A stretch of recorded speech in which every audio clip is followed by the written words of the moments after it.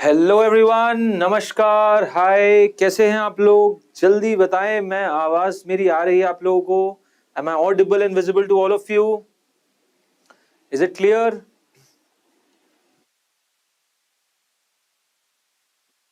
Okay okay, brilliant brilliant. चलो, क्या शुरू करने वाले हैं भाई? हम लोग आज हम कंप्लीट कर देंगे ऑप्टिक्स को। हमने कल ऑप्टिक्स का पार्ट 1 बताया था, जिसमें हमने काफी सारी बातों के बारे में डिस्कशन किया था, और इस पर्टिकुलर सेशन में हम ऑप्टिक्स का पार्ट 2 कवर करने वाले हैं। पार्ट 2 में जितने भी पेंडिंग टॉपिक्स रह गए, प्रिज्म की बात करें, डिस्पर्जन की बात करें, साथ ही साथ ऑप्टिकल इंस्ट्रूमेंट्स की बात करें, सारे के सारे टॉपिक्स, सारी की सारी चीजें कवर करेंगे हम इसी सेशन में। यहीं पे आपका ऑप्टिक्स पूरा का पूरा कंप्लीट हो जाएगा। और बस यार, फिर ऑप्टिक्स कंप्लीट हो गया तो 3 सवाल तो डन ही है। 2 से 3 सवाल तो आने ही है ऑप्टिक्स से। और अगर मैंने इसको कवर कर लिया तो भाई फिर क्या दिक्कत है? फिर तो मैं बड़े आराम से नीट 23 के लिए इस पर्टिकुलर चैप्टर से तो कोई भी डाउट लेके नहीं जाऊंगा, बिल्कुल भी प्रॉब्लम नहीं होगी। पूरा का पूरा कॉन्फिडेंस आ जाएगा। सारे के सारे जब कॉन्सेप्ट्स क्लियर हो जाएंगे, पूरा अच्छा रिवीजन हो जाएगा, तो क्या चाहिए। और देखो यार, ये लेक्चर्स ऐसे ही हैं, ये लेक्चर्स ऐसे ही हैं, छोटे छोटे, इसीलिए ताकि आप तुरंत आओ, फटाफट पूरा रिवीजन मारो और खत्म। That's it. आपका पूरा कॉन्फिडेंस बूस्ट हो जाए, आपके लिए एक माइंड मैप भी क्रिएट हो जाए, क्योंकि माइंड मैप सभी आपके बहुत हेल्प करते हैं लास्ट के टाइम पे, जब आपको पूरे सारी की सारी चीजें दोबारा से फ्रॉम स्क्रैच पढ़ने की जरूरत नहीं है। You just have those missing loose ends जिनको आपको कवर अप करना है, और आप बड़े आराम से इनको कवर अप कर सकते हो। ठीक है, शुरू करते हैं हम ऑप्टिक्स का पार्ट 2। हमने पिछले सेशन में लेंसेज के बारे में, मिरर्स के बारे में काफी सारी बातें की थी, काफी सारे अच्छे अच्छे पॉइंट्स डिस्कस किए थे, पीवाईक्यूज भी देखे थे। और अब हम स्टार्ट करने जा रहे हैं पार्ट 2, जिसमें सबसे पहला टॉपिक है लेंसेज के कॉम्बिनेशन। लेंसेज के कॉम्बिनेशन पे जो पावर आउटपुट होता है, जो नेट पावर हो जाता है जब हम बहुत सारे लेंसेज के कॉम्बिनेशन की बात करते हैं, कितना हो जाता है? सपोज यहाँ पे एक f1 f2 ऐसे बहुत सारे लेंसेज रखे हुए हैं, इसका फोकल लेंथ है fn। तो इस पूरे कॉम्बिनेशन का, ये पूरे कॉम्बिनेशन का जो नेट फोकल लेंथ हो जाएगा, कितना हो जाएगा? f net will be equal to 1 upon f1 plus 1 upon f2 dot dot dot plus 1 upon fn। ये हो जाता है नेट रिजल्ट। ये हो जाता है नेट रिजल्ट किसका? कॉम्बिनेशन ऑफ लेंसेज का। इन सबके कॉम्बिनेशन का मैं एक नेट रिजल्ट मान सकता हूं, जो कि हो जाएगा जस्ट इज द अलजेब्रिक सम। क्योंकि रिलेशन पावर का होता है, पावर अलजेब्रिकली ऐड हो जाती। पावर क्या होता है? Power is 1 upon focal length. Power of a lens, power of a lens is 1 upon focal length. Okay sir, ठीक है ठीक है, समझ गए हम, बढ़िया।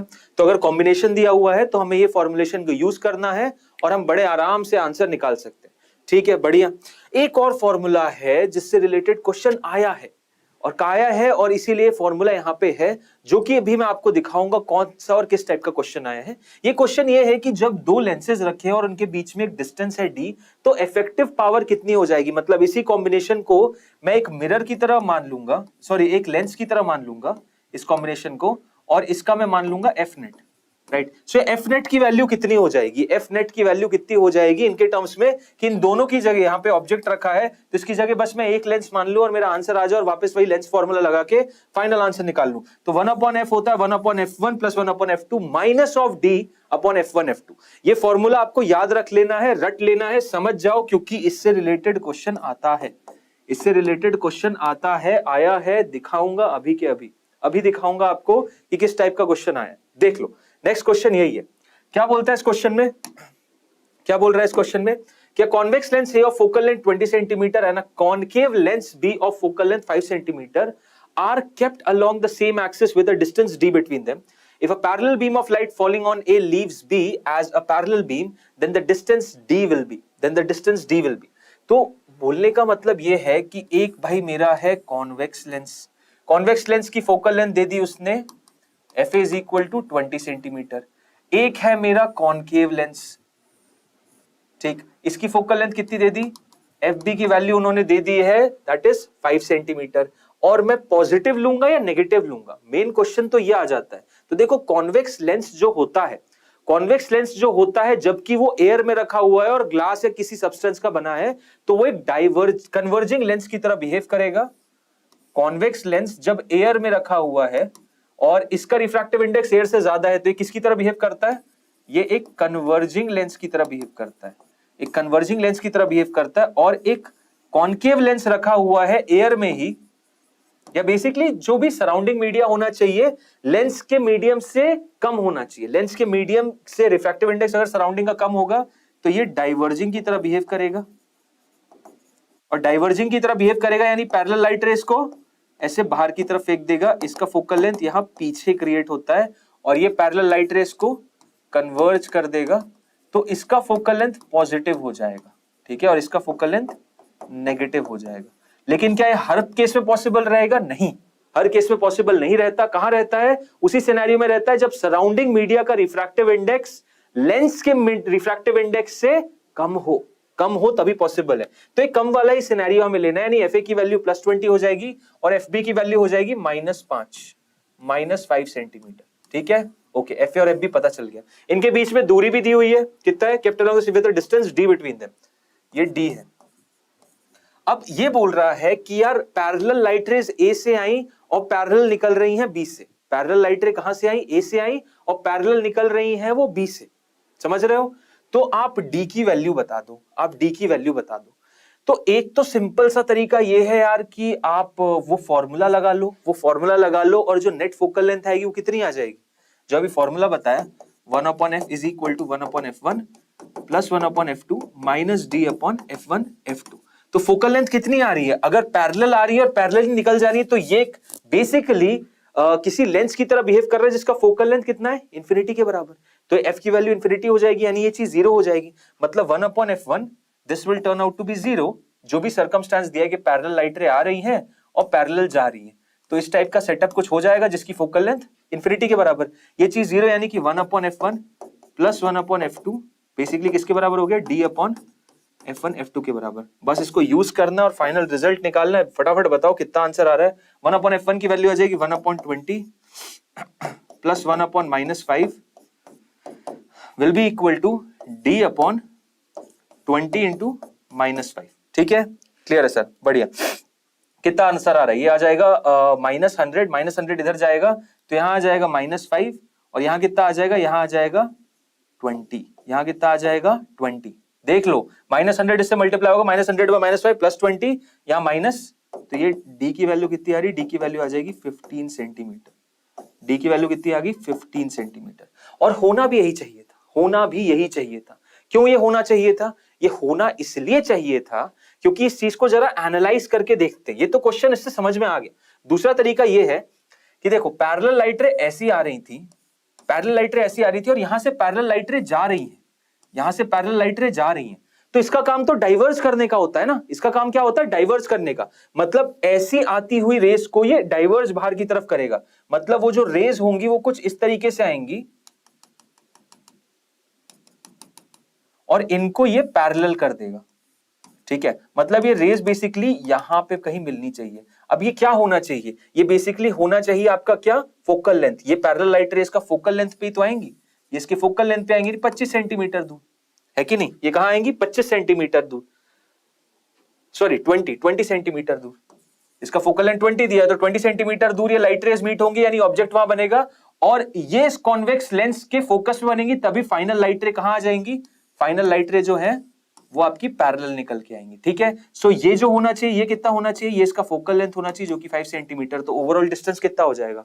20 में से 15 घटाओ, 20 में से 15 घटाओगे तो फाइनल आंसर कितना आ जाएगा? 15 सेंटीमीटर। 20 में से 5 जैसे ही घटाया, फाइनल आंसर आ गया मेरा 15 सेंटीमीटर। आई थिंक सबको समझ में आ रही है ये बात, क्लियर कट अंडरस्टैंडिंग की बात है। नहीं आता तो फॉर्मूले से निकाल लो, और अगर फॉर्मूले से भी नहीं आ रहा तो आप देख के भी समझ के भी आंसर निकाल सकते थे। ठीक है सर, ओके, बढ़िया, समझ आ गया। नेक्स्ट सवाल पे चलते हैं। नेक्स्ट सवाल जो आता है, नेक्स्ट सवाल भी काफी ज्यादा पूछा जाता है सिल्वरिंग ऑफ लेंस के बारे में, कि बहुत सारे कॉम्बिनेशन रख दिए लेंसेज के, बहुत सारे कॉम्बिनेशन रख दिए लेंसेज के, और लास्ट वाला जो लेंस है उसके साइड को हमने मिरर कर दिया।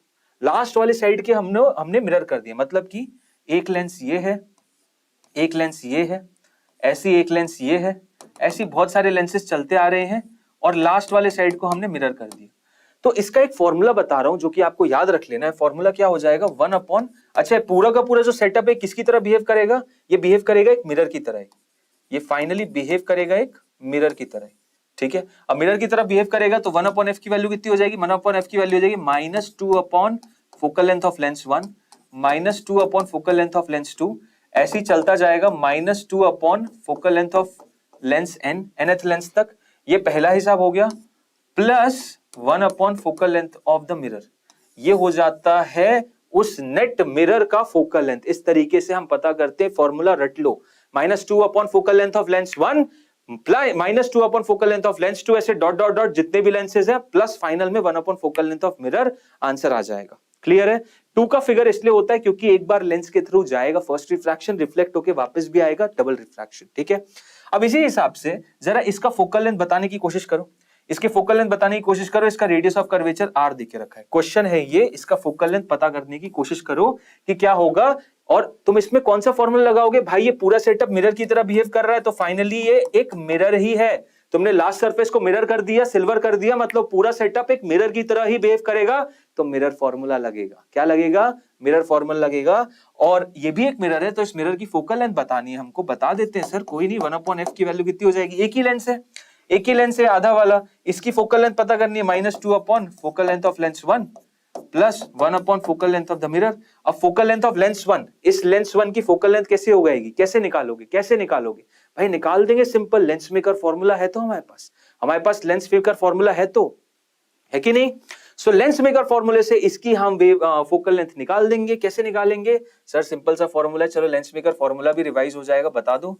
लेंस मेकर फॉर्मूला बोलता है, लास्ट क्लास में ही बताया था, μl upon μs minus 1 upon ri minus 1 upon re, ये हो जाता है मेरा 1/f के बराबर। सिंपल, यही सिंपल सी चीज बताई थी, यही सिंपल सी चीज बताई थी, किसके लिए, लेंस मेकर फॉर्मूले से फोकल लेंथ निकालने के लिए। और बस इसी को यूज करना है मुझे इसका फोकल लेंथ निकालने के लिए। बता दो जरा फटाफट कितना आंसर आ रहा है सर। इसमें इंसिडेंट लाइट रे तो देखो यहां से आ रही है, इंसिडेंट लाइट रे का रेडियस कितना हो जाएगा, और ये हो गया मेरा न्यू -1 क्योंकि सराउंडिंग एयर है, इंटू 1 अपॉन ri तो सर मेरा इंफिनिटी हो जाएगा बिल्कुल। और दूसरा नेगेटिव, ये पीछे की तरफ रेडियस है तो नेगेटिव r आ जाएगा। से फाइनली यहाँ पे -r रखोगे, प्लस हो जाएगा 1 अपॉन r आ गया, ये आ गया मेरा 1/f की वैल्यू। सो f की वैल्यू कितनी आ रही है, f की वैल्यू आ रही r अपॉन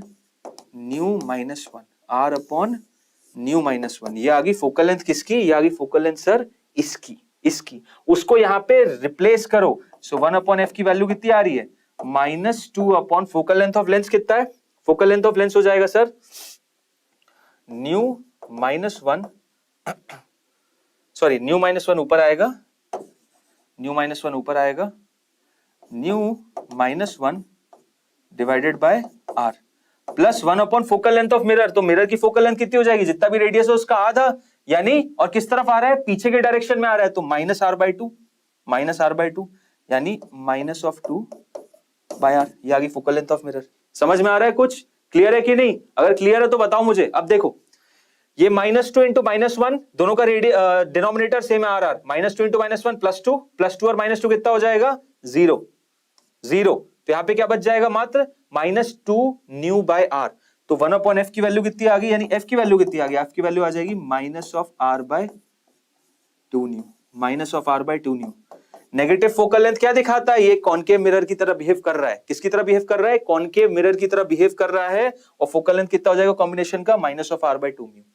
क्लियर है, याद रखोगे, स्टैंडर्ड केस है, क्वेश्चन आ सकता है इसमें, कितना फोकल लेंथ है इसका, बस इतना बताना है, सिंपल सी चीज इतना बताना है, आंसर आ जाएगा। क्लियर है, कोई भी प्रॉब्लम, कोई भी समस्या मुझे बताओ, नहीं है तो चलो आगे की तरफ बढ़ते हैं। सर इस चैप्टर से कितने क्वेश्चन आते हैं नीट में, एकता देखो यार, हर साल तुम 3 सवाल एक्सपेक्ट कर सकते हो ऑप्टिक्स से, पुराने इतने सालों का रिकॉर्ड है, 3 सवाल तो आने ही है। और ट्रस्ट मी, एक सवाल तो प्रिज्म से आएगा, जो कि अभी मैं डिस्कस करने वाला हूं। प्रिज्म से एक सवाल तो आना डन बात है, इसमें कोई डाउट ही नहीं है, पुराने कितने भी साल के पेपर उठा के देख लो आप। ठीक, ओके सर, बढ़िया। एफ की वैल्यू आपने बता दी, पूरा केस भी बता दी, सिल्वरिंग ऑफ लेंस हमें समझ में आ चुका है। अब जरा कुछ केसेस देख लेते हैं, कुछ फटाफट जरा केसेस देख लेते हैं। सबसे पहला केस जो होता है कि लेंस को प्रिंसिपल एक्सिस के अलोंग काट दिया, फोकल लेंथ कैसा होगा।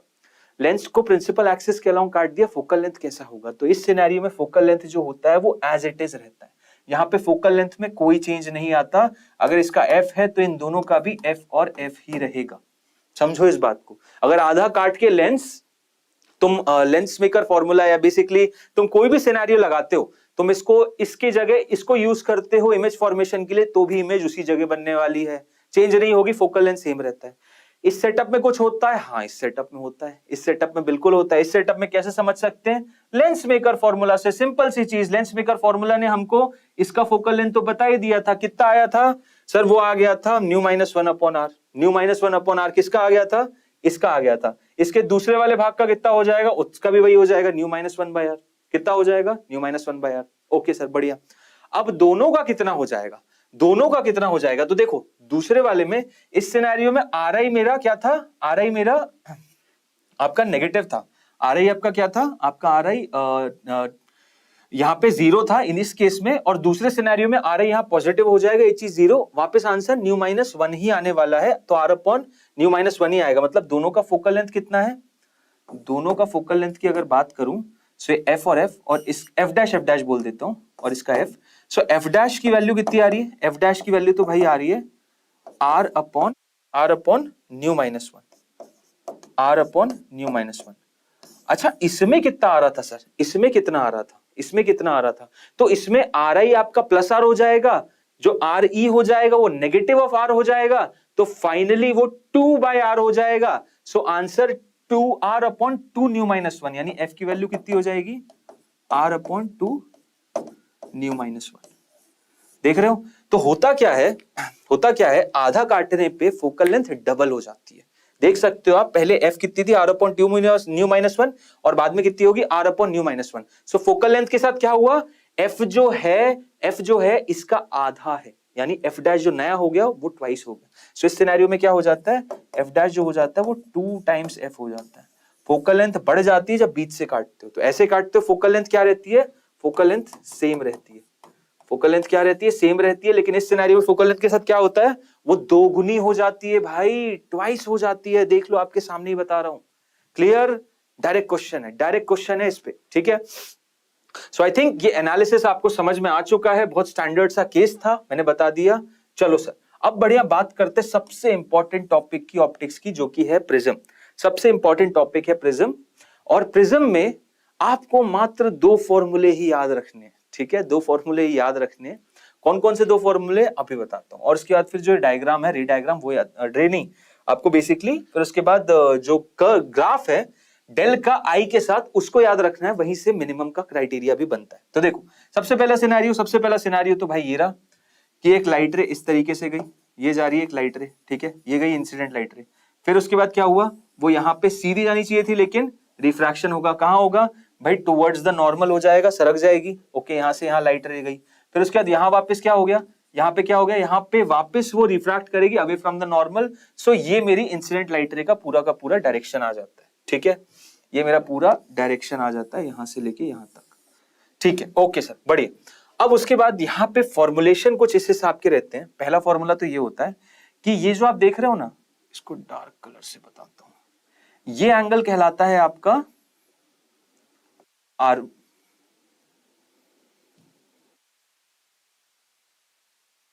ये एंगल कहलाता है आपका R1, ये एंगल कहलाता है आपका R2, ठीक है। ये R1 और ये R2, और ये एंगल आपका कहलाता है प्रिज्म एंगल, ठीक है। सो R1 और R2 की वैल्यू कितनी होती है? R1 प्लस R2 की वैल्यू A के बराबर होती है, ठीक। Angle of refraction on the first surface plus angle of refraction on the second surface, दोनों का समेशन A के बराबर होता है। दूसरी चीज क्या होता है? दूसरा फॉर्मुलेशन ये होता है I plus E minus A is equal to del होता है, ठीक है। आई सपोज ये दोनों फॉर्मूले आप याद रखोगे, डेरिवेशन में मत जाओ, डेरिवेशन में जाओगे थोड़ा टाइम लगेगा, बट आराम से निकाल सकते, कोई दिक्कत नहीं। डेल डिविएशन जो होता है बेसिकली, एक डिविएशन तो यहाँ हो जाता है जिसको हम डेल 1 बोलते हैं यहाँ पे, दूसरा डिविएशन यहाँ से यहाँ हो जाता है जिसको हम, मतलब इधर से फिर ये वापस इधर चला जाता है, इसको डेल 2 बोलते हैं। सो फाइनल डिविएशन जो होता है वो ये है, इसको मैं डेल, इसी की वैल्यू यहाँ लिख रखी है। डेल जो है बेसिकली क्या है मेरा? डेल हो जाता है I प्लस ई माइनस ए। क्या हो जाता है? I प्लस ई माइनस ए। अब इन्हीं दोनों को यूज करके और स्नेल्स लॉ लगा के हम एक रिलेशन जनरेट कर देते हैं। इन्हीं दोनों को यूज करके और स्नेल्स लॉ लगा के हम एक बेहतरीन सा रिलेशन जनरेट कर देते हैं, जो कि क्या करता है, जो कि बेसिकली मेरे को डेल का वेरिएंस दिखाता है आई के साथ। और ग्राफ कैसा आता है, ये रहा आप लोगों के सामने ग्राफ, ये रहा इस टाइप का ग्राफिकल वेरिएशन आता है किसका, एंगल ऑफ डिविएशन और एंगल ऑफ इंसिडेंस का। ये आपका y के अलोंग एंगल ऑफ डिविएशन हो गया और यहां पे इसके अलोंग i दे दिया। अब इस ग्राफ को समझा जाता है, इस ग्राफ को क्या किया जाता है, इस ग्राफ को समझते हैं। समझते समझते हम ये एनालाइज करते हैं कि भाई यार ये ग्राफ तो कुछ इस तरीके का दिखा रहा है कि एक ही एंगल ऑफ डिविएशन, एक ही एंगल ऑफ डिविएशन दो दो वैल्यूज पे आ रही है।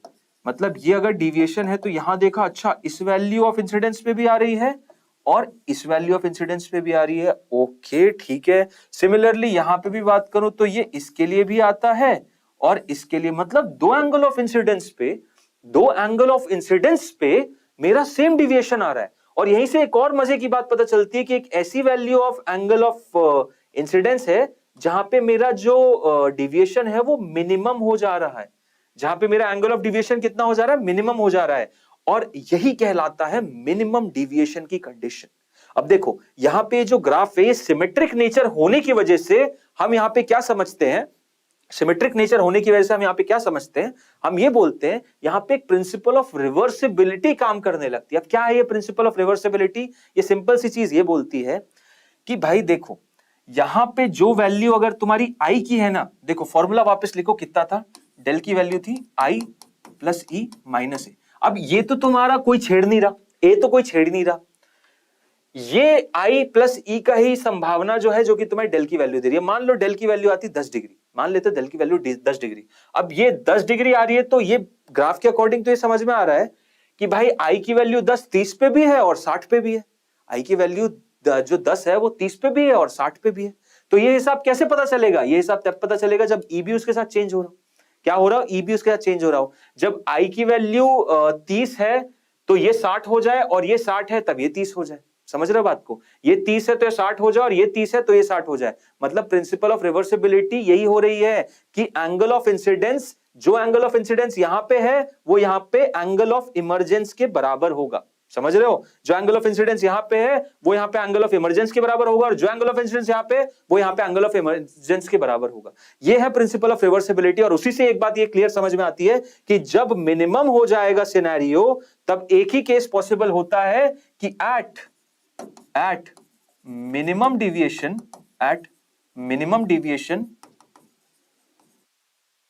that means when del becomes equal to del minimum, जो i की वैल्यू है वो e के बराबर हो जाएगी एंड जो r1 की वैल्यू है वो r2 के बराबर हो जाएगी। समझ में आया, i की वैल्यू किसके बराबर हो जाएगी, r1 के बराबर, r1 की वैल्यू r2 के बराबर और i की वैल्यू e के बराबर। ये समझ में आया कहां से, ग्राफिकल एनालिसिस से। इस ग्राफ को समझ के ये चीज समझ में आती है और ये चीज समझ में आ गई ना, अगर ये चीज समझ में आ गई तो फिर कल्याण हो गया, तो फिर मजा ही आ गया। कैसे मजा आ गया, देखो मजा ऐसे आ गया कि यहां से एक डेल की इक्वेशन क्या लिख लूंगा, एक डेल की इक्वेशन लिख लूंगा भाई 2i माइनस ए और r1 प्लस r2 a के बराबर था, तो r1 प्लस r2 यानी 2r मेरा a हो जाएगा। तो r की वैल्यू कितनी हो जाएगी, r की वैल्यू हो जाएगी a/2।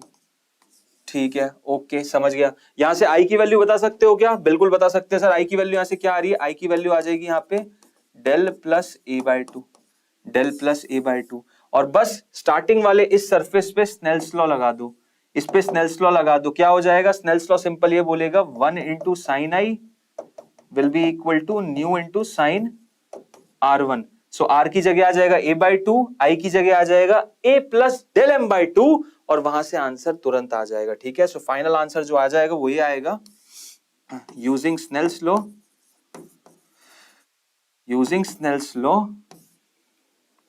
साइन ऑफ आई कितना था मेरा, del plus a/2 will be equal to how much, mu into sine of r जो कि है a/2। अब देखो एक और बहुत अच्छी इंपॉर्टेंट चीज यहां पे कंसिडर की जाती है। ये तो फॉर्मूला आ गया, ये तो फॉर्मूला आ गया, किसका आ गया, मिनिमम का आ गया। ये किसका आ गया, ये भाई आ गया मिनिमम का।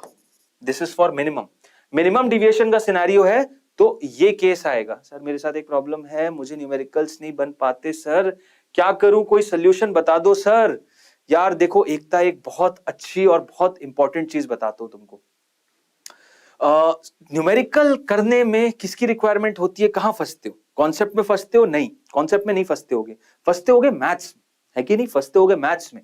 मैथ्स प्रॉब्लम देती होगी, कॉन्सेप्ट तो याद ही होगा यार, फॉर्मूला याद करना कौन सा टफ काम है? वो तो तुम किसी को भी 4 बार फॉर्मूला बोलो, 20 बार पढ़ते रहे दिन में, अपने आप फॉर्मूला याद हो जाएगा। लगा दिक्कत होती है मैथ्स अप्लाई करने में और उस चीज को समझने में। अब मैथ्स की प्रॉब्लम को कैसे एनालाइज, कैसे दूर करा जा सकता है? मैथ्स की प्रॉब्लम को दूर किया जा सकता है जिस दिन उससे वो डर खत्म कर दोगे। क्योंकि गणित जो है एक भाषा है, मैथ्स जो है एक लैंग्वेज है। समझो इस चीज को, maths is the language in which physics is explained. Physics समझाई नहीं जा सकती अगर ये इक्वेशंस और ये ट्रिग्नोमेट्रिक फंक्शंस ना लिखूं तो। ये बस बोल देना कि ये एनालिसिस जो मैंने ग्राफ का किया ये भी मैथ्स के थ्रू किया है। तो गणित वो एक भाषा है जिसके थ्रू मैं अपनी भावनाएं व्यक्त कर सकता हूं। अब तुम खुद सोचो, तुम इंग्लिश, हिंदी, जिस भी भाषा में बातें करती हो, तुम्हारी जो भी मदर टंग है, क्या तुमने उसके लिए कोई कोर्स लिया था कभी? सारे बच्चों से पूछ लो, सब जानो, सब सोचो, क्या मैंने मदर टंग अपनी मातृभाषा सीखने के लिए कोई कोर्स किया था? नहीं, बचपन से बोलता गया, आती गई। जितना और ज्यादा बोला उतना ज्यादा और उसमें एस करता गया, उतना ज्यादा और मैं उसमें एक्सेल करता गया, बहुत अच्छी होती गई। तो एक ही मूल मंत्र है इस पर्टिकुलर चीज का, इस गणित का, इस मैथ्स का, कि भाई करना मत छोड़ना। जिस दिन डर गए, अंग्रेजी नहीं आती, मैंने बहुत बड़े बड़े इंग्लिश के वैज्ञानिकों से भी ये बात, उनके रील्स देखे, उनके वीडियोस देखे, वो भी ये बोलता है आपको टूटी फूटी आए बट आप इंग्लिश बोलो, तभी आपकी इंग्लिश इंप्रूव होगी। तो ऐसी आपको टूटी फूटी मैथ्स भी आ रही है ना, मैथ्स करो, डरो मत। सबसे इंपॉर्टेंट चीज तो डर है, तो ये आप डरना कभी नहीं। जिस दिन डर जाओगे उस दिन मैथ्स तो आपको खा जाएगी। समझ रहे हो? कोई भी चीज सीखना इम्पॉसिबल नहीं होता है यार, बहुत आराम से सीख सकते हो। पॉजिटिव एटीट्यूड और एक बहुत तेज कॉन्फिडेंस होना चाहिए कि yes I can do that, and if you have that you will definitely do it. ठीक है? और बाकी यार देखो, कोई भी प्रॉब्लम आती है कॉन्सेप्ट वाइज, एप्लीकेशन वाइज, तो देयर आर लेक्चर्स यार, यूट्यूब भरा हुआ है आपके लिए, यूट्यूब आपके लिए भरा हुआ है। आपको बस आपका कीमती समय स्पेंड करना है सही रिसोर्सेस पे, आप बहुत आराम से आंसर निकाल सकते हो। ठीक है? आई थिंक सबको ये चीज समझ में आ गई है एकता। एंड चलो आओ फिर इसकी बात करते हैं। Sine of del M plus A by two will be equal to mu sine of A by two, ये हो जाता है फाइनल फॉर्मूला। और इसमें एक और एडिशन हम ये कर सकते हैं कि यहां पे अगर जो प्रिज्म है उसका प्रिज्म एंगल बहुत छोटा है, अगर प्रिज्म का प्रिज्म एंगल बहुत छोटा होता है, तो दूसरा एक जो फॉर्मूला यहीं से निकल के आता है, वो क्या निकल के आता है? वही निकल के आता है कि if a is very small, if a is very small, so sin a by 2 हो जाता है a by 2, sine of del M plus A by two भी हो जाता है, del M plus A by two, sine sine cancel, two two cancel. So finally ये जो relation आता है डेल एम का, जो रिलेशन आता है डेल एम का, कितना आता है? Del M turns out to be mu minus one into A. But किस सिनेरियो में? For small angled prism. जो प्रिज्म एंगल होता है ना, इसको प्रिज्म एंगल बोलते हैं। इसको क्या बोलते हैं? प्रिज्म एंगल या रिफ्रैक्टिंग एंगल भी बोलते हैं। This is basically your prism angle. ठीक है? सो प्रिज्म एंगल अगर छोटा रहेगा, प्रिज्म एंगल अगर छोटा रहेगा तो क्या सिनेरियो हो जाता है? आपका del M mu minus one into A के बराबर हो जाता है। ठीक है? एकदम समझ में आ गया, कोई दिक्कत ही नहीं, पूरा कर लिया प्रिज्म हमने। आओ जरा क्वेश्चन देखते हैं फिर, आओ क्वेश्चन देखते हैं। Angle of incidence for a ray of light at a refracting surface of prism is 45 degree. ठीक है? आई की वैल्यू दे दी इसने, आई की वैल्यू दे दी 45 degree. Okay, the angle of prism is 60 degree. Okay, A भी दे दिया 60 डिग्री। तो एक मुद्दे की बात है, ये फॉर्मूला इसमें तो नहीं लगेगा, ये वाला फॉर्मूला इसमें नहीं लगेगा, क्योंकि एंगल बहुत छोटा होना चाहिए। ठीक है? The angle of prism 60 degree if the ray suffers minimum deviation through the prism. अगर मिनिमम डिविएशन सफर कर रहा है, the angle of minimum deviation and the refractive index of the material of the prism respectively are. Respectively क्या हो जाएगा? तो देखो जैसा कि मैंने बताया, फॉर्मूला क्या याद रखना, आई प्लस ई माइनस ए। मिनिमम डिविएशन का सिनेरियो बता रहे हैं ना, तो मिनिमम डिविएशन पे क्या होता है? मिनिमम डिविएशन पे आई और ई बराबर हो जाते हैं। तो ये 45 और 45 माइनस 60, यानी 90 माइनस हाउ मच? 90 माइनस 60, जो कि हो रहा है 30 डिग्री। सो डेल की वैल्यू पता चल गई, डेल की वैल्यू कितनी आ रही है? 30। कौन कौन से ऑप्शन हो सकते हैं सर? ऑप्शन नंबर ए भी हो सकता है और सी भी हो सकता है, ये दो तो बिल्कुल नहीं है। ठीक है, ओके, कोई दिक्कत नहीं, कोई दिक्कत नहीं। दूसरा एनालिसिस कहां से लूंगा? दूसरा एनालिसिस में लूंगा यहां से कि भाई रिफ्रैक्टिव इंडेक्स भी पूछा है ना, तो रिफ्रैक्टिव इंडेक्स कैसे निकालोगे? रिफ्रैक्टिव इंडेक्स के लिए क्या मैं इसको यूज कर सकता हूं, इस फॉर्मुलेशन को? बिल्कुल यूज कर सकता हूं, बिल्कुल यूज कर सकता हूं, कोई दिक्कत ही नहीं है। ये 30 आ गया, 30 प्लस ए कितना दिया हुआ है? ए दिया हुआ है इन्होंने 60, तो 30 प्लस 60 यानी 90/2 45, तो sine 45, sine of 45 degree will be equal to how much? Mu into sine of a/2, a/2 यानी 60/2, ठीक है? तो mu into sine of 60/2 that is 30 degree. ये आ गया 1/√2, ये आ गया 1/2, तो ये कितना हो गया? न्यू की वैल्यू हो गई √2। समझ में आया कैसे निकालना है? कौन सा करेक्ट आंसर है भाई? ए लग रहा है, ए लग रहा है, क्लियर है? ए लग रहा है आंसर। जिस जिसको समझ में आया बहुत अच्छी बात है, जिस जिसको समझ में आया बहुत अच्छी बात है, जिसको नहीं समझ में आया प्लीज पूछ लेना, थोड़ा सा पीछे जाना, सारी चीजें समझ में आ जाएंगी। देख लो, पूरा प्रिज्म बताया है, उससे रिलेटेड क्वेश्चन आया हुआ है 2016 का, तुरंत कर लिया हमने। अगर आंसर अप्रोच सही है, तरीका पता है, तो आंसर बिंदास निकाल लोगे, कोई ट्रबल नहीं आता। ठीक है, ओके सर, बढ़िया। आओ अब डिस्पर्जन के बारे में भी बात कर लेते हैं। डिस्पर्जन ऑफ लाइट क्या होता है? तो देखो, डिस्पर्जन ऑफ लाइट का फंडा आता है कॉचीज फॉर्मूला से। कॉचीज फॉर्मूला बेसिकली ये बोलता है कि जो रिफ्रैक्टिव इंडेक्स रहेगा ना किसी भी एक ट्रांसपेरेंट मीडिया का, वो उस पर्टिकुलर वेवलेंथ ऑफ लाइट पे डिपेंड करेगा जो कि उससे इंटरैक्ट कर रही है। जो वेवलेंथ, जो ईएम वेव, जो लाइट उस रिफ्रैक्टिव मीडियम पे पड़ रही है, उसकी वेवलेंथ पे डिफाइन होगा वो पर्टिकुलर मीडियम कितना रिफ्रैक्टिव इंडेक्स उसको दे रहा है। समझ रहे हो बात को? और कैसे डिफाइंड होगा इस रिलेशन से हमें यहां से ये समझना है कि mu will be inversely related to lambda. Mu will be inversely related to lambda. अब न्यू इनवर्सली रिलेटेड है लैम्डा के, तो भाई लैम्डा तो अलग होता है, बिल्कुल अलग होता है। विबग्योर, विबग्योर, विबग्योर कैसे? वेवलेंथ नीचे की तरफ बढ़ती चली जाती है सर। अब वेवलेंथ नीचे की तरफ बढ़ती चली जाती है तो न्यू ऊपर की तरफ बढ़ता चला जाएगा। ठीक है, न्यू ऊपर की तरफ बढ़ता चला जाएगा। रिफ्रैक्टिव इंडेक्स ऊपर की तरफ बढ़ता चला जाता है, ऊपर की ऊपर, मतलब रिफ्रैक्टिव इंडेक्स एक वॉयलेट लाइट को सबसे ज्यादा मिलेगा और रेड को सबसे कम मिलेगा।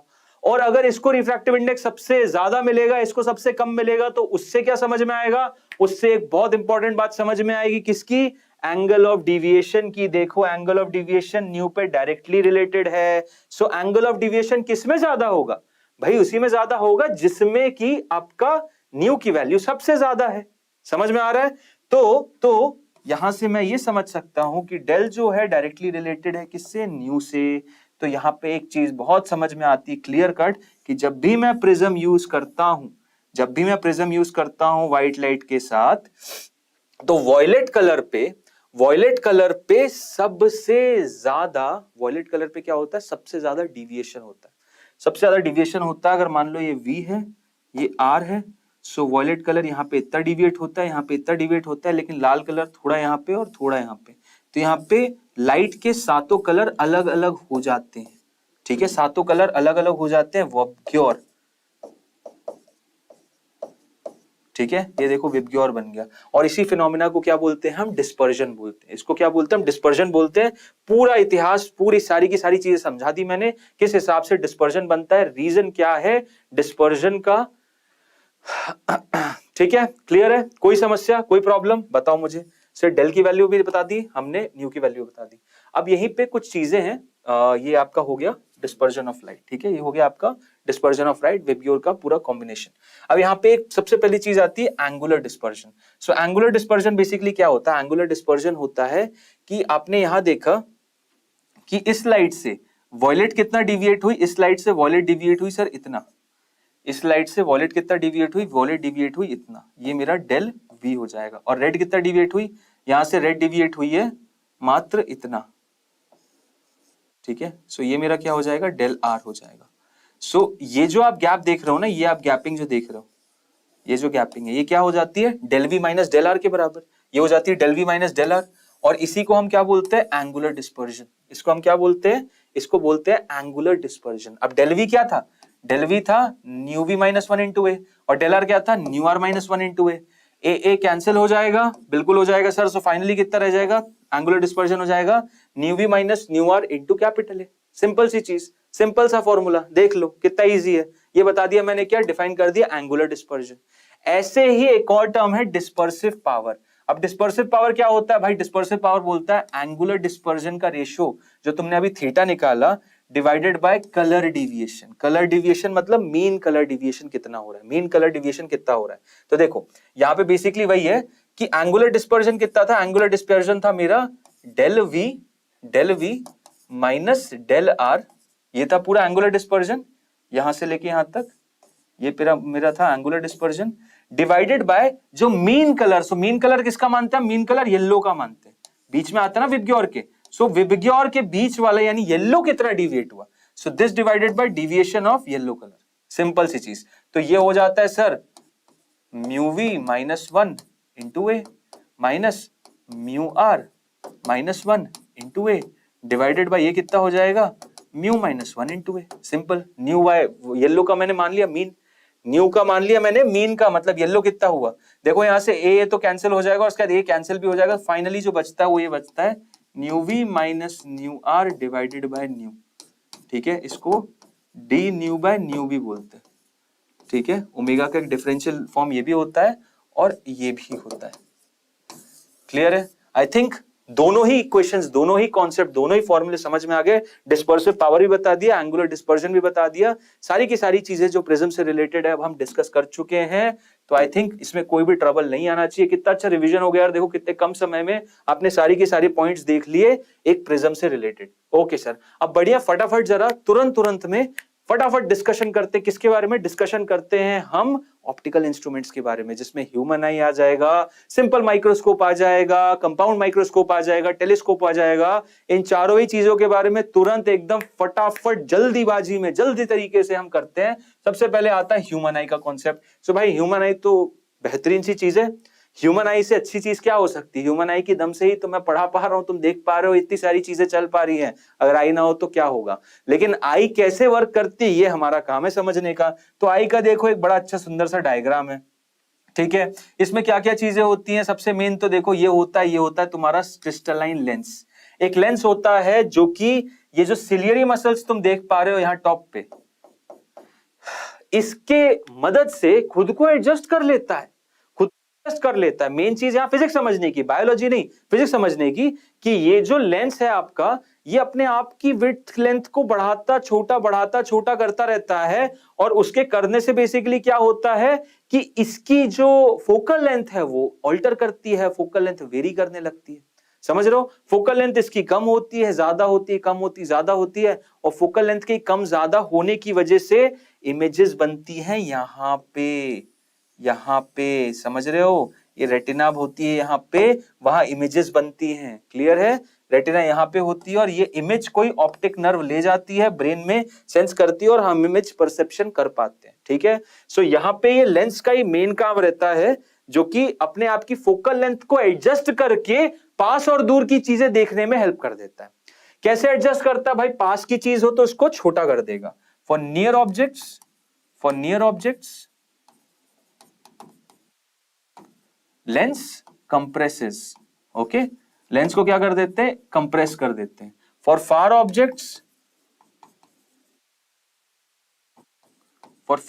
What happens? Lens expands. Lens क्या हो जाता है? एक्सपैंड कर देता है। क्लियर? लेंस एक्सपैंड करने लगता है और इसी हिसाब से हम अपनी फोकल लेंथ को वेरी कर करके पास और दूर की चीजों को देख पाते हैं। ठीक है सर, ओके। ये विट्रियस ह्यूमरस होता है, बीच का होता है यार। सिलियरी मसल्स इस चीज को हेल्प करने रखती है। कॉर्निया है, प्यूपिल है, आइरिस है। यहाँ पे आइरिस वो छोटा सा भाग होता है जो कि अमाउंट ऑफ लाइट कितनी आएगी लाइट बॉडी के अंदर उसको एडजस्ट करता है। ठीक है सर, ओके। अब जो लाइट ह्यूमन आई होती है, जैसा कि मैंने बताया, सिलियरी मसल्स की हेल्प से जो हमारा लेंस है वो अपनी फोकल लेंथ को एडजस्ट करता है। इस पर्टिकुलर चीज को बोलते हैं accommodation of the eye, accommodation of the eye. और इस अकोमोडेशन की हेल्प से ही हम क्या कर पाते हैं? हम 25 सेंटीमीटर, एक नॉर्मल आई 25 सेंटीमीटर से इंफिनिटी तक की सारी चीजों को बड़ी क्लियरली देख सकती है। इसको नियर पॉइंट ऑफ द आई भी बोलते हैं। ओके, इसको क्या बोलते हैं? नियर पॉइंट ऑफ द आई भी बोलते हैं। और इसको क्या बोलते हैं? फार पॉइंट ऑफ द आई। इसको बोलते हैं far point of I. Clear है? ये नियर पॉइंट ऑफ द आई कहलाता है और ये फार पॉइंट ऑफ द आई कहलाता है। 25 सेंटीमीटर पे ये इतना नियर, इसको distinct vision, least distance of distinct vision भी बोलते हैं। मतलब 25 सेंटीमीटर से पास की चीजें नहीं देख सकते। अब लोग बोलते हैं सर हम तो देख पाते हैं। यार आप देख पाते हो तो मत देखा करो, क्योंकि वो बहुत ज्यादा स्ट्रेन्ड होता है। इसलिए बोलते पास में नहीं पढ़ना चाहिए, क्योंकि पास में पढ़ने पे क्या होता है, आई लेंस को दबाते हैं, सिलरी मसल्स दबाती हैं, और दबाने से क्या होता है, एक स्ट्रेस जनरेट होता है। स्ट्रेस जनरेट होने से ही प्रॉब्लम है। ठीक है?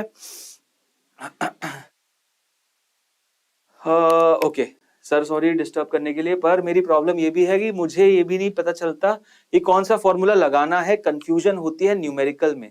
यार देखो, इसमें एकता, इसमें प्रॉब्लम बस पता है क्या है आपको, एक क्विक रिवीजन चाहिए। आप बेसिकली क्या करो पता है, माइंड मैप्स बनाओ। आप माइंड मैप्स मतलब ऐसे बताओ कि चैप्टर उठाओ, चैप्टर से रिलेटेड जितने भी रेलेवेंट उसमें फॉर्मूला सेट्स है उसको लिख लो। ठीक है? चैप्टर बनाओ, उससे रिलेटेड फॉर्मूला सेट्स देख लो, और उसके बाद आपको जब ये सेगमेंटेशन हो जाएगा ना, क्योंकि आपको कंफ्यूजन ही रहता है ये क्वेश्चन इसका है कि उसका है, इसका फॉर्मूला क्या है, ये है कि वो है, इस चीज का एनालिसिस ऐसे आप निकाल सकते हो कि आप माइंड मैप बनाओ। आप माइंड मैप बनाओ, उस माइंड मैप से आपको ये पता चल जाएगा कि हाँ यार इस पर्टिकुलर चैप्टर का क्वेश्चन है। और चैप्टर का क्वेश्चन तो देखो समझ ही सकते हो यार, टॉपिक मतलब क्वेश्चन के एनालिसिस से कि टेम्परेचर का है तो मतलब 11वीं हीट का होगा, या फिर एसएचएम का है तो 11वीं का होगा, इलेक्ट्रो चार्जेस हैं तो भाई इलेक्ट्रोस्टैट्स का होगा, ऑप्टिक्स लाइट रेज होगी तो ऑप्टिक्स का होगा। ये तो समझ में आ जाएगा, लेकिन फॉर्मूला कौन सा लगाना है उसके लिए आपको एक आइडिया होना चाहिए। पहले तो सारे फॉर्मूलेज आपके एकदम हैंडी होने चाहिए, टिप्स पे होने चाहिए। अगर ऐसा होगा तो आप बहुत इजीली इस प्रॉब्लम को सॉल्व कर सकते हो। ठीक है? ओके, देखो सो नियर पॉइंट हो गया, फार पॉइंट हो गया।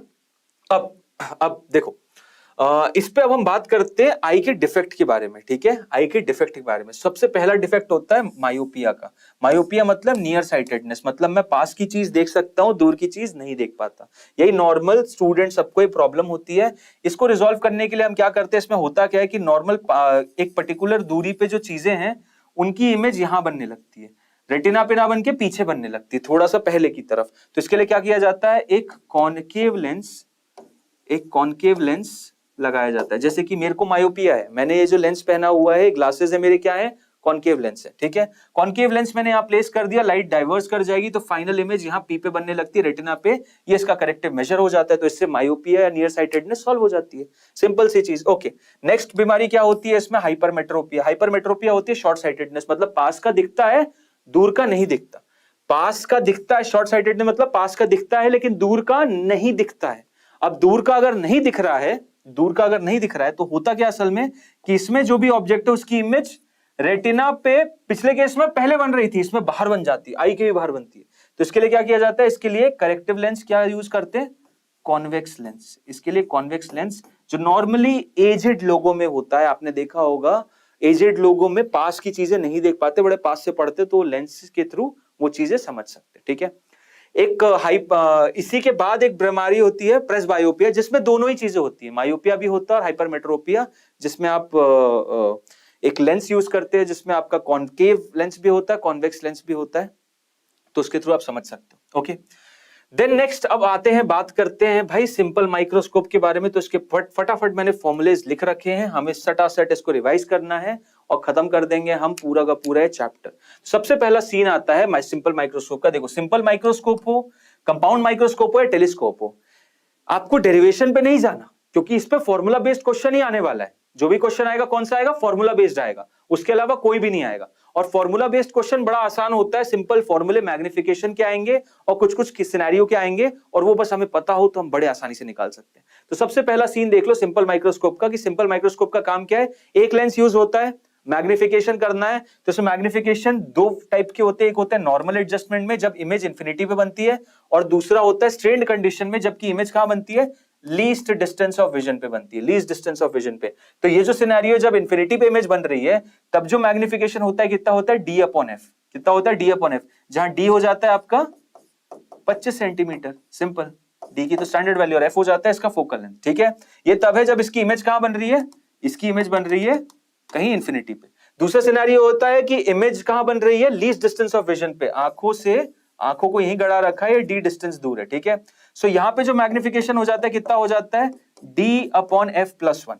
मतलब इमेज कहां बनेगी, या तो इंफिनिटी पे या डी पे, इनके बीच में बनेगी, तो मैग्निफिकेशन इससे इसके बीच में रहता है। ठीक है। मैग्निफिकेशन इससे इसके बीच में रहता है डी अपॉन एफ प्लस 1 से लेके डी अपॉन एफ के बीच में रहता है, किसमें, कौन से केस में, सिंपल माइक्रोस्कोप में। ये स्ट्रेन्ड कंडीशन कहलाती है, रिलैक्स्ड कंडीशन भी कहलाती है। इसको हम रिलैक्स्ड कंडीशन भी बोलते हैं, ठीक है। इसको हम रिलैक्स कंडीशन भी बोलते हैं, इसको स्ट्रेन्ड कंडीशन भी बोलते हैं। स्ट्रेन्ड कंडीशन क्यों? क्योंकि यार यहाँ पे आंखें, जैसा कि मैंने बताया, स्ट्रेन हो जाती हैं, लेंस को दबाया जाता है आपकी सिलरी मसल से, तो स्ट्रेन आता है, ठीक है। देन नेक्स्ट बात करते हैं कंपाउंड माइक्रोस्कोप में। अब कंपाउंड माइक्रोस्कोप में क्या होता है? तो कंपाउंड माइक्रोस्कोप में जब भी इमेज, कंपाउंड माइक्रोस्कोप में पहली चीज तो होता क्या, ये समझाता हूं। कंपाउंड माइक्रोस्कोप में दो लेंसेज का कॉम्बिनेशन होता है, ठीक है। एक कहलाता है यहाँ पे ऑब्जेक्टिव लेंस, दूसरा कहलाता है यहाँ पे आईपीस। आईपीस क्यों? क्योंकि आंखों को मैं यहां गड़ा के रखता हूं, आंखों को मैं यहां गड़ा के रखता हूं, ठीक है। आंख मेरी यहां पे होती है, अब आंख मेरी यहां पे है, तो ये वाला आईपीस कहलाता है, ये वाला ऑब्जेक्टिव कहलाता है। ऑब्जेक्टिव की नॉर्मल लेंथ आईपीस से छोटी होती है, ऑब्जेक्टिव छोटा होता है, आईपीस बड़ा होता है। टेलीस्कोप में ऑब्जेक्टिव बड़ा हो जाता है, आईपीस छोटा हो जाता है, ठीक है। टेलीस्कोप में क्या होता है, ये चीज बड़ी हो जाती है, ये चीज छोटी हो जाती है, क्योंकि वहां पे बहुत ज्यादा लाइट कैप्चर करनी पड़ती है। ओके सर, ठीक है। अब यहाँ पे मैग्निफिकेशन क्या होता है? तो मैग्निफिकेशन वापस से दो सिनेरियो। पहला केस तो ये, जब इमेज मेरी लीस्ट डिस्टेंस ऑफ विजन पे बन रही है, तब मेरा जो मैग्निफिकेशन होता है कितना होता है? V naught upon U naught. V naught मतलब यहाँ पे इमेज बनी, पहला रिफ्रैक्शन हुआ, यहाँ पे इमेज बनी, तो वी अपॉन यू, यो जब था ऑब्जेक्ट था, वीओ यहाँ पे था। D upon F plus 1, D upon F plus 1, इसका मैग्निफिकेशन तो अभी जस्ट डिस्कस किया ना, ये वाला सिनेरियो था, डी अपॉन एफ प्लस 1, तो वही मैग्निफिकेशन यहां मल्टीप्लाई करेंगे। मैग्निफिकेशन करने के लिए क्या करते हैं? मैग्निफिकेशन ऑफ ऑब्जेक्टिव और मैग्निफिकेशन ऑफ आईपीस दोनों को मल्टीप्लाई कर देते हैं। ऑब्जेक्टिव का जो मैग्निफिकेशन है, आईपीस का जो मैग्निफिकेशन है, दोनों को मल्टीप्लाई कर देना, मैग्निफिकेशन आ जाएगा। फॉर्मूला रटना है भाई, बस फॉर्मूला रट लो, देखो आंसर आ जाएगा। आपको कुछ नहीं इसमें दिमाग लगाना, फॉर्मूला रटो, आंसर आता है, क्योंकि डायरेक्ट फॉर्मूले पे ही क्वेश्चन आते हैं टेलीस्कोप, माइक्रोस्कोप और कंपाउंड माइक्रोस्कोप से, ठीक है। सो मैग्निफिकेशन नेट जो हो जाएगा, क्योंकि दो लेंस है तो एमओ इंटू एमई, एमओ की वैल्यू कितनी हो जाएगी? वो हो जाएगी वीओ अपॉन यू, जो कि सिंपल हमने पढ़ा हुआ है। और यहां पे जो मैग्निफिकेशन देखो, एक यहां पे हुआ, दूसरा इधर हो रहा है, तो दूसरा जो मैग्निफिकेशन होगा 1 प्लस डी अपॉन एफ, जो कि मैंने पढ़ लिया, ठीक है। इसमें भी दूसरा सिनेरियो होता है, यहाँ पे तो देखो इमेज कितनी दूर बन रही है, यहाँ पे इमेज बन रही है भाई डी डिस्टेंस दूर, ठीक है। दूसरा सिनेरियो ये होता है जबकि इमेज कहां बन रही है, यही लाइट रेस पीछे की तरफ बन रही है, यही लाइट रेस कहां बन रही है? पीछे की तरफ। एक बना के दिखा रहा हूं,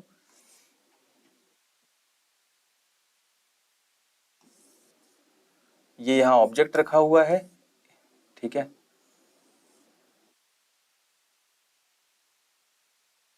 ये बन गई यहाँ इमेज, और ये इमेज यहां से कुछ ऐसे जाएगी और इधर से कुछ ऐसे जाएगी। तो आप देख सकते हो, इनको एक्सटेंड करूंगा मैं यहाँ, तो पैरेलल है, ठीक है। सो यहाँ पे जो इमेज बनती है, यहाँ पे जो इमेज बनती है, कहाँ बनती है? यहाँ पे इमेज बन जाती है इन्फिनिटी पे। इसका फॉर्मुलेशन कितना होता है? इसका फॉर्मुलेशन होता है L अपॉन FO, ये हो जाता है magnification of the objective, D upon FE, ये हो जाता है मैग्निफिकेशन ऑफ द आईपीस। ये तो क्लियर ही है, जब नॉर्मल कंडीशन होती है तो D अपॉन FE है, ये L अपॉन FE। L क्या आता है यहाँ पे? L कहलाता है ट्यूब लेंथ। L को क्या बोलते हैं हम? ट्यूब लेंथ, नॉर्मली ये वाली लेंथ, ठीक है, इसको L बोला जाता है। क्लियर है? समझ रहे हो बात को? इसको ट्यूब लेंथ बोलते हैं, डायरेक्टली ट्यूब लेंथ से रिलेटेड है। ये कौन सी कंडीशन में? ये रिलैक्स कंडीशन में, जब इन्फिनिटी पे इमेज बन रही है। किस पे बन रही है? इमेज बन रही है, ये मेरी रिलैक्स्ड कंडीशन होती है, ठीक है। और ये वाली कौन सी थी? ये स्ट्रेन्ड कंडीशन थी। क्लियर? समझ में आ गया? कोई समस्या यहां नहीं है, कोई भी प्रॉब्लम यहां नहीं होनी चाहिए, ठीक है। ओके सर, कंपाउंड माइक्रोस्कोप भी कर लिया, क्या बात है सर, बहुत बढ़िया। फटाफट यार जरा वो भी करवा दो सर, टेलीस्कोप भी करवा दो। बस देखो, फटाफट टेलीस्कोप भी करवाता हूं, फटाफट टेलीस्कोप भी करवाता हूं। अब टेलीस्कोप में क्या होता है? यहां पे भी दो लेंसेज यूज होते हैं, एक बड़ा सा ऑब्जेक्टिव रहता है, एक छोटा सा आईपीस रहता है। आईपीस के बाजू में ही हम क्या लगाते हैं? आंखें लगाते हैं, ठीक है। ऑब्जेक्टिव बड़ा है, आईपीस छोटा है। यहाँ पे मैग्निफिकेशन कैसे डिफाइन होती है? यहाँ पे मैग्निफिकेशन डिफाइन होती है m is equal to beta upon alpha से। बीटा क्या है? बीटा वो एंगल है जो कि इमेज बना रही है, कहां? आंखों के पास, यहां पे देख लो, ये बीटा हो गया तो ये बीटा हो गया। अल्फा क्या? अल्फा जो यहाँ पे आंखें लगाओगे तो एंगल बना रहा है, ऑब्जेक्ट जो एंगल बना रहा है, ये देखो ऑब्जेक्ट कितना एंगल बना रहा है, ऑब्जेक्ट देखोगे अल्फा एंगल बना रहा है, तो ये एंगल अल्फा हो गया। अब बीटा अपॉन अल्फा की वैल्यू, ये चीज कॉमन है, तो फाइनली कितनी आ जाती है? बीटा अपॉन अल्फा की वैल्यू इस सिनेरियो में जबकि इमेज एक पर्टिकुलर पॉइंट पे बन रही है यहाँ पे, तो कितनी हो जाती है? फटाफट बताओ। मैग्निफिकेशन हो जाता है FO अपॉन FE के बराबर। कितना? FO अपॉन FE के बराबर किस सिनेरियो में, जबकि इमेज इंफिनिटी पे बन रही है, और इमेज इंफिनिटी पे नहीं बन रही तो कितनी हो जाती है, FO into 1 upon FE plus 1 upon D। ठीक है, समझ में आया, clear. FO upon 1 upon FE plus 1 upon D, ये किस सिनेरियो में होती है, ये सिनेरियो में होती है जबकि least distance of vision, least distance of vision में बन रही तब, और जब इंफिनिटी में बन रही तब कितनी, FO अपॉन FE। ठीक है, आई थिंक आप सब ये चीज याद रखोगे भाई, सिंपल सा सिनेरियो है, सिंपल सा केस है, बड़ा इजी टू अंडरस्टैंड है, बट फॉर्मूला याद रख लेना यार, बस फॉर्मूला याद रख लोगे, सही बता रहा हूं, डायरेक्ट फॉर्मूले पे ही क्वेश्चन आता है। FO प्लस FE को हम इसके लेंथ ऑफ द टेलीस्कोप भी बोलते हैं, तो वो भी प्लीज आप समझना। ओके, सो यार इसी के साथ मैंने क्या क्या खत्म कर दिया भाई, सिंपल माइक्रोस्कोप हो गया, ओके, कंपाउंड हो गया, बिल्कुल हो गया, टेलीस्कोप हो गया, टेलीस्कोप भी हो गया, बस तो फिर अब क्या बच रहा है, अब बस बच रहा है थैंक यू। ठीक है, अब टाइम आ गया आपका अलविदा लेने का। आई थिंक आपको बड़ा मजा आया होगा, हमने बहुत सारी धमाकेदार चीजें, सारी चीजें कवर अप कर ली बहुत ही कम समय में, जो एजेंडा था कम समय में पूरा का पूरा टॉपिक कवर करना वो कर चुके हैं, सारी की सारी चीजें कवर हो गई ऑप्टिक्स के पार्ट 1 और पार्ट 2 में, एक एक चीज आप देख सकते हो, कोई भी इससे रिलेटेड चीज हो एंड नीट में क्वेश्चन आएगा तो इन्हीं सबसे आएगा। और अब अगले सेशन से हम क्या स्टार्ट करने वाले, अगले सेशन से हम वेव ऑप्टिक्स कंप्लीट करेंगे, उसके बाद फिर मॉडर्न फिजिक्स कंप्लीट करेंगे, और यूं सटासट सारी चीजें सॉल्व करके रख देंगे। ठीक है, सो इसी के साथ अलविदा लेता हूं दोस्तों, मिलते हैं अगली क्लास में, till then bye bye, thank you and all the best for your examination.